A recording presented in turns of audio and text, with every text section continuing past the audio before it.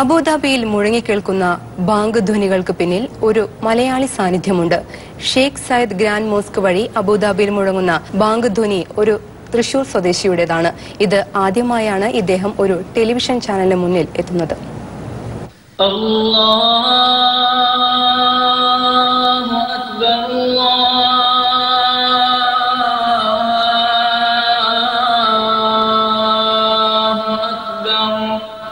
ഈ ബാങ്ക് ധ്വനി കേൾക്കാത്തവരാരും അബുദാബിയിലുണ്ടാകില്ല. ഈ ശബ്ദത്തിന്റെ ഉടമയെ ആദ്യമായി പുറം ലോകത്തിന് പരിചയപ്പെടുത്തുകയാണ് മാതൃഭൂമി ന്യൂസ്. തൃശൂർ കുന്നംകുളം സ്വദേശിയായ അഹമ്മദ് നസീം ബാഖവി കഴിഞ്ഞ 5 വർഷമായി ബാങ്കിന്റെ ധ്വനി അബുദാബിക്കാരിൽ എത്തിക്കുന്നു.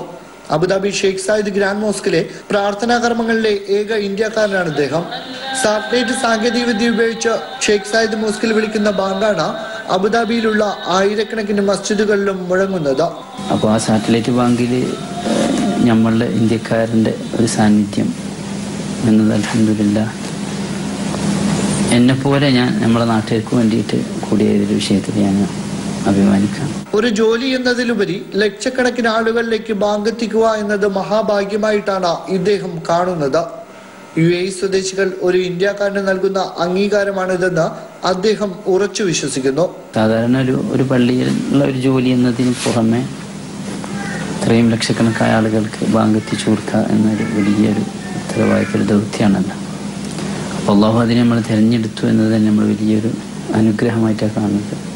അതോടുകൂടെ തന്നെ നമുക്കും നമ്മുടെ നാട്ടുകാർക്കൊക്കെ ഉള്ള ഒരു അഭിമാനം കൂടി, നമ്മുടെ നാട്ടിനെ അവർ നൽകിയ ഒരു അഭിമാനം, ഒരു അംഗീകാരം കൂടി ആയിട്ടാണ് ഞാനിത് കാണുന്നത്. കുഞ്ഞുനാളിൽ തന്നെ ഖുർആൻ മനഃപ്പാടമാക്കിയ ഇദ്ദേഹം ഉപരിപഠനം നടത്തിയത് മദീനയിലായിരുന്നു.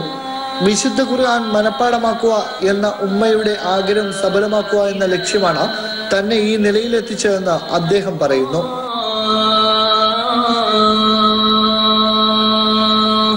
7 കടലും കടന്ന പ്രവാസ ലോകത്തേക്ക് എത്തുന്ന ഏതൊരു മലയാളിക്കും അഭിമാനിക്കാവുന്ന നിമിഷമാണിത്. അബുദാബി ഷെയ്ഖ് സയദ് ഗ്രാൻഡ് മോസ്കിൽ നിന്നും സമീർ കല്ലറ, മാതൃഭൂമി ന്യൂസ്.